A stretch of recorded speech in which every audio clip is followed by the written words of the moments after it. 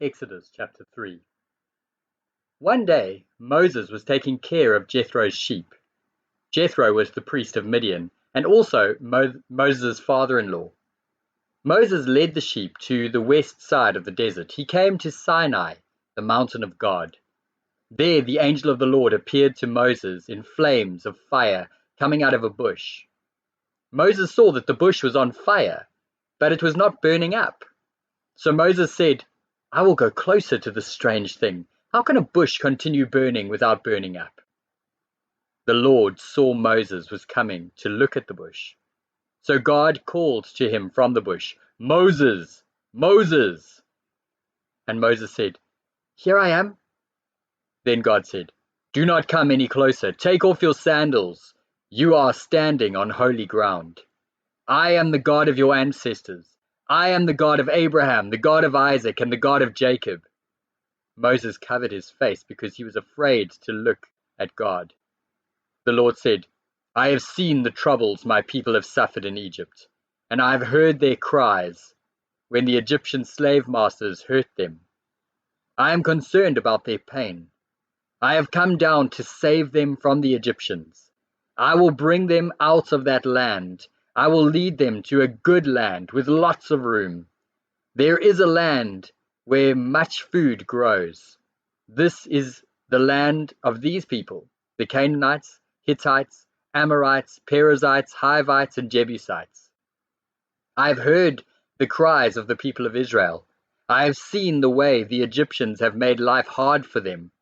So now I am sending you to the king of Egypt. Go, bring my people, the Israelites, out of Egypt." But Moses said to God, "I am not a great man. Why should I be the one to go to the king and lead the Israelites out of Egypt?" God said, "I will be with you. This will be the proof that I am sending you. You will lead the people out of Egypt. Then all of you will worship me on this mountain." Moses said to God, "When I go to the Israelites, I will say to them, 'The God of your ancestors sent me to you.' What if the people say, 'What is his name?' What should I tell them?" Then God said to Moses, "I am who I am. When you go to the people of Israel, tell them, 'I am sent me to you.'" God also said to Moses, "This is what you should tell the people.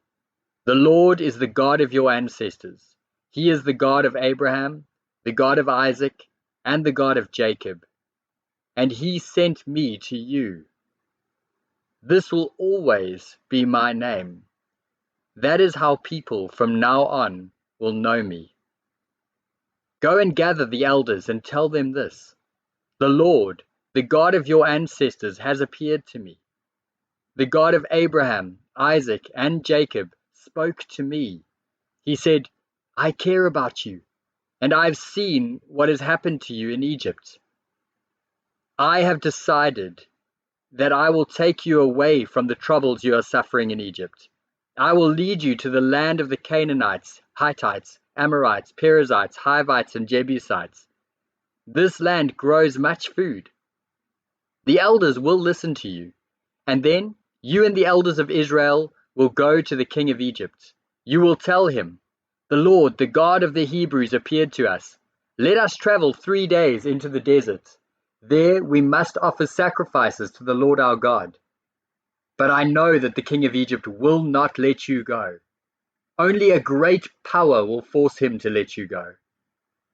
So I will use my great power against Egypt. I will make miracles happen in that land. After I do this, he will let you go. And I will cause the Egyptian people to think well of the people of Israel. So when you leave, they will give gifts to your people. Each Hebrew woman will ask her Egyptian neighbor and any Egyptian woman living in her house for gifts. Ask for silver, gold, and clothing. You will put these gifts on your children when you leave Egypt. In this way, you will take with you the riches of the Egyptians." Luke chapter 6.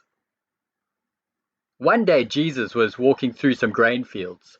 His followers picked the heads of grain, rubbed them in their hands, and ate them. Some Pharisees said, "Why are you doing that? It is against the law of Moses to do that on the Sabbath day." Jesus answered, "Haven't you read about what David did when he and those with him were hungry? David went into God's house. He took the bread that was made holy for God and ate it, and he gave some of the bread to the people with him. This was against the law of Moses. It says that only priests can eat that bread." Then Jesus said to the Pharisees, "The Son of Man is Lord of the Sabbath day." On another Sabbath day, Jesus went into the synagogue and was teaching. A man with a crippled right hand was there. The teachers of the law and the Pharisees were watching to see if Jesus would heal on the Sabbath day. They wanted to see Jesus do something wrong so that they could accuse him. But he knew what they were thinking. He said to the man with the crippled hand, "Get up and stand before these people." The man got up and stood there. Then Jesus said to them, "I ask you, which is it right to do on the Sabbath day? To do good or to do evil? Is it right to save a life or to destroy one?" Jesus looked around at all of them. He said to the man, "Let me see your hand." The man stretched out his hand, and it was completely healed. The Pharisees and the teachers of the law became very angry. They said to each other, "What can we do to Jesus?" At that time, Jesus went off to a mountain to pray. He stayed there all night praying to God. The next morning, Jesus called his followers to him. He chose 12 of them, whom he named apostles. They were Simon, Jesus named him Peter, and Andrew, Peter's brother, James and John, Philip and Bartholomew, Matthew, Thomas, James son of Alphaeus, and Simon called the Zealot, Judas son of James, and Judas Iscariot. This Judas was the one who gave Jesus to his enemies. Jesus and the apostles came down from the mountain. Jesus stood on level ground where there was a large group of his followers. Also, there were many people from all around Judea, Jerusalem, and the sea-coast cities of Tyre and Sidon. They all came to hear Jesus teach and to be healed of their sicknesses. He healed those who were troubled by evil spirits. All the people were trying to touch Jesus because power was coming from him and healing them all. Jesus looked at his followers and said, "Poor people, you are happy because God's kingdom belongs to you. You people who are now hungry are happy because you will be satisfied. You people who are now crying are happy because you will laugh with joy. You are happy when people hate you and are cruel to you. You are happy when they say that you are evil because you belong to the Son of Man.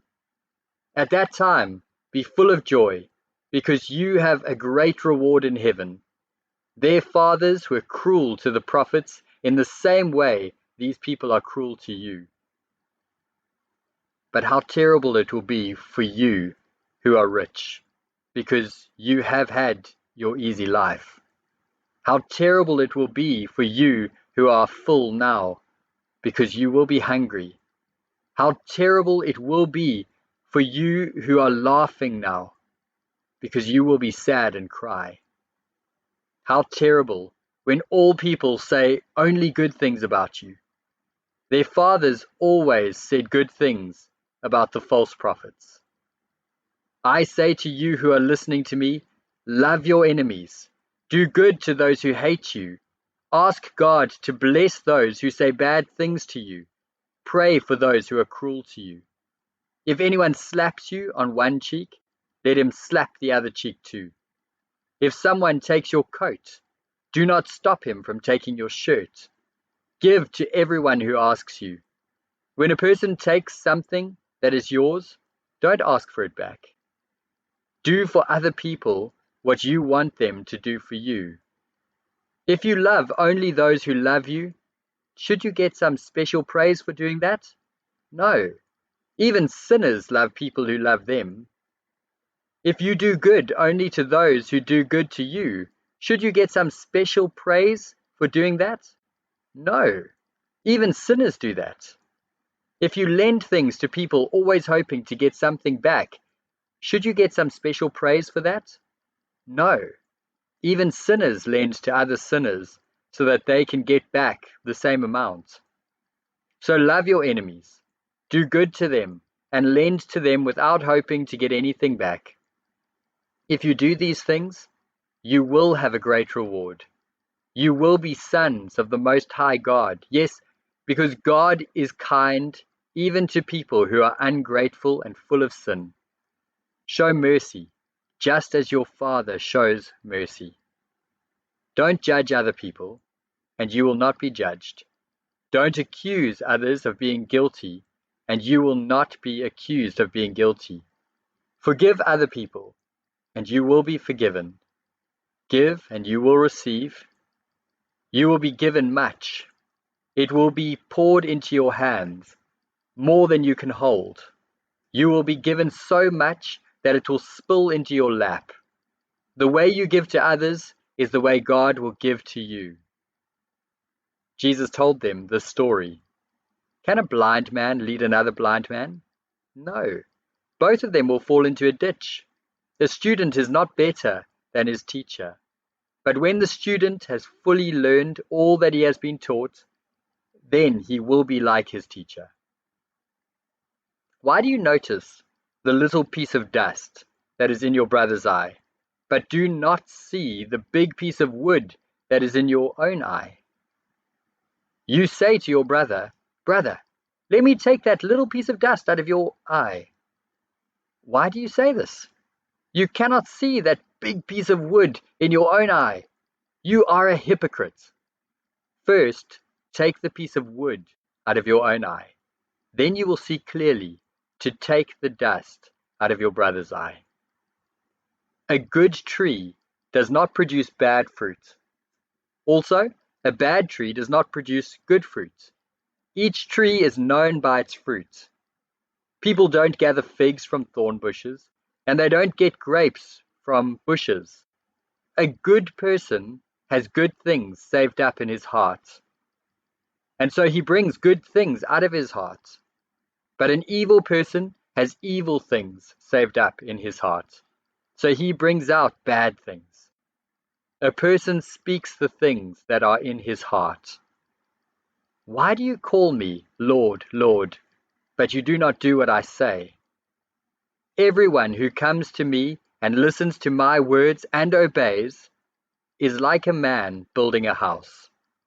He digs deep and lays his foundation on rock. The floods come, and the water tries to wash the house away, but the flood cannot move the house, because the house was built well.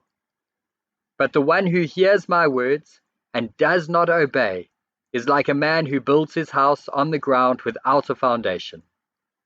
When the floods come, the house quickly falls down, and that house is completely destroyed. Job chapter 20. Then Zophar the Naamathite answered, "My troubled thoughts cause me to answer. I'm very upset. I hear you criticize, and I am insulted. But I understand to answer you. You know how it has been for a long time.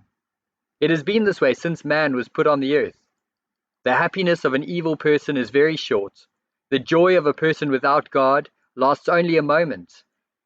His pride may be as high as the heavens. His head may touch the clouds, but he will be gone forever, like his own dung. People who knew him will say, 'Where is he?' He will fly away like a dream. He will not be found again. He will be chased away like a vision in the night. Those who saw him will not see him again. The place where he lived will see him no more. His children will have to make up for how he mistreated the poor. He will have to give his wealth back with his own hands. He has the strength of his youth in his bones, but it will lie with him in the dust of death.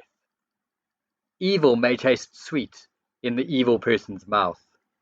He may hide it under his tongue. He cannot stand to let go of it, so he keeps it in his mouth. But his food will turn sour in his stomach. It will be like the poison of a snake inside him. He has swallowed riches, but he will spit them out. God will make the evil person's stomach vomit them up. He will suck the poison of snakes. The snake's poisonous fangs will kill him. He will not admire the sparkling streams or the rivers flowing with honey and cream. He must give back what he worked for without eating it. He will not enjoy the money he made from his trading. This is because he has troubled the poor people and left them with nothing. He has taken houses he did not build. The evil person has no rest from his desires. Nothing escapes his selfishness. But nothing will be left for him to eat. His riches will not continue. When he still has plenty, trouble will catch up with him. Great misery will come down on him. The evil person may eat until his stomach is full, but then God will send his burning anger against him. God will send blows of punishment down on him like rain. The evil person may run away from an iron weapon, but then a bronze arrow will stab him. He will pull the arrow out of his back. He will pull its point out of his liver. Terror will come over him. Total darkness waits for his treasure. A fire not fanned by people will destroy him. That fire will burn up what is left of his tent. The heavens will show his guilt. The earth will rise up against him. A flood will carry his house away. The rushing waters will come on the day of God's anger. This is what God plans for evil people. This is what he has decided they will receive. 1 Corinthians 7. Now I will discuss the things you wrote to me about. It is good for a man not to marry, but sexual immorality is a danger. So each man should have his own wife, and each woman should have her own husband. The husband should give his wife all that she should have as his wife, and the wife should give her husband all that he should have as her husband. The wife does not have power over her own body. Her husband has power over her body, and the husband does not have power over his own body. His wife has the power over his body. Do not refuse to give your bodies to each other, but you might both agree to stay away from intimate relations for a time. You might do this so that you can give your time to prayer, then come together again. This is so that Satan cannot tempt you in your weakness. I say this to give you permission. It is not a command. I wish everyone were like me. Each person has his own gift from God. One has one gift, another has another gift. Now for those who are not married, and for the widows, I say this: it is good for them to stay single as I am. But if they cannot control their bodies, then they should marry. It is better to marry than to burn with lust. Now I give this command for the married people. The command is not from me, it is from the Lord. A wife should not leave her husband. But if she does leave, she must not marry again. Or she should go back to her husband. Also, the husband should not divorce his wife. For all the others, I say this. I am saying this, not the Lord. A brother in Christ might have a wife who is not a believer. If she will live with him, he must not divorce her. And a woman might have a husband who is not a believer. If he will live with her, she must not divorce him. The husband who is not a believer is made holy through his believing wife, And the wife who is not a believer is made holy through her believing husband. If this were not true, then your children would not be clean, but now your children are holy. But if the person who is not a believer decides to leave, let him leave. When this happens, the brother or sister in Christ is free. God called us to a life of peace. Wives, maybe you will save your husband, and husbands, maybe you will save your wife. You do not know now what will happen later. But each one should continue to live the way God has given him to live, the way he was when God called him. This is a rule I make in all the churches. If a man was already circumcised when he was called, he should not change his circumcision. If a man was without circumcision when he was called, he should not be circumcised. It is not important if a man is circumcised or not circumcised. The important thing is obeying God's commands. Each one should stay the way he was when God called him. If you were a slave when God called you, do not let that bother you. But if you can be free, then become free. The person who was a slave when the Lord called him is free in the Lord. He belongs to the Lord. In the same way, the one who was free when he was called is now Christ's slave. You all were bought for a price. So do not become slaves of men. Brothers, in your new life with God, each one of you should continue the way you were when you were called. Now I write about people who are not married. I have no command from the Lord about this, but I give my opinion. And I can be trusted because the Lord has given me mercy. This is a time of trouble, so I think that it is good for you to stay the way you are. If you have a wife, then do not try to become free from her. If you are not married, then do not try to find a wife. But if you decide to marry, this is not a sin. And it is not a sin for a girl who is never married to get married. But those who are married will have trouble in this life, and I want you to be free from this trouble. Brothers, this is what I mean. We do not have much time left. So, starting now, those who have wives should use their time to serve the Lord as if they had no wives. Those who are sad should live as if they are not sad. Those who are happy should live as if they are not happy. Those who buy things should live as if they own nothing. Those who use the things of this world should live as if those things are not important to them. You should live like this because this world, the way it is now, will soon be gone. I want you to be free from worry. A man who is not married is busy with the Lord's work. He is trying to please the Lord. But a man who is married is busy with things of the world. He is trying to please his wife. He must think about two things, pleasing his wife and pleasing the Lord. A woman who is not married, or a girl who is never married, is busy with the Lord's work.